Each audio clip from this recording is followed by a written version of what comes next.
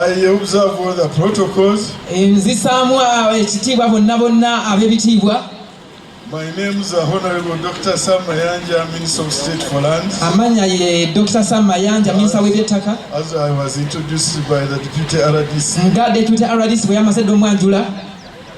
I thank God for her life.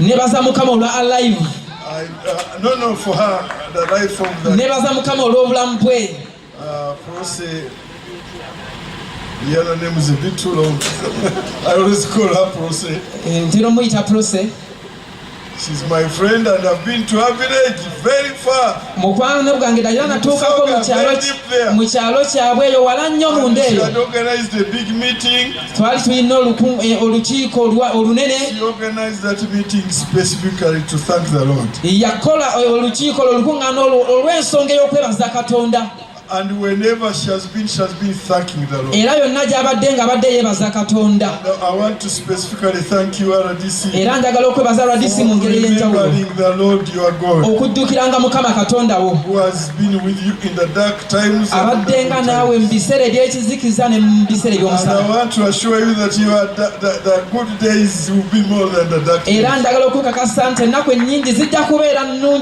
Hallelujah. I'm here. Notice. I'm proud of that you could come to my facility. I'm here as the Minister of State for Lands. And that capacity with the authority of the President of the Republic of Uganda. So in his name I'm here to open this conference. Praise the Lord.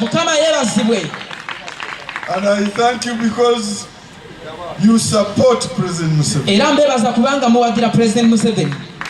Museveni oye! Museveni oye! Museveni oye, young people! Museveni oye!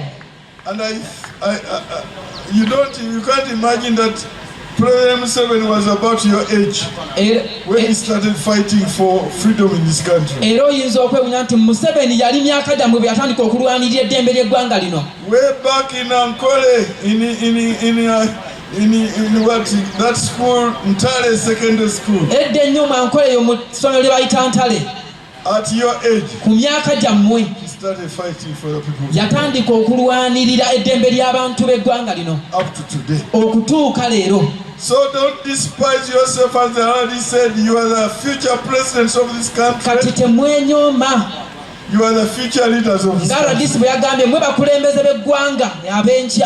We are proud of you. The potential in you is so great. And I want to thank the organization. You call it Christ Youth Alive. Yeah, I thank the Youth Alive Ministries.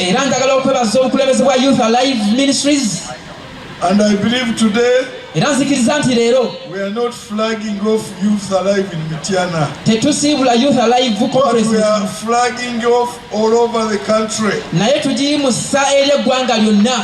The fire of Youth Alive will cover the entire country and beyond our border.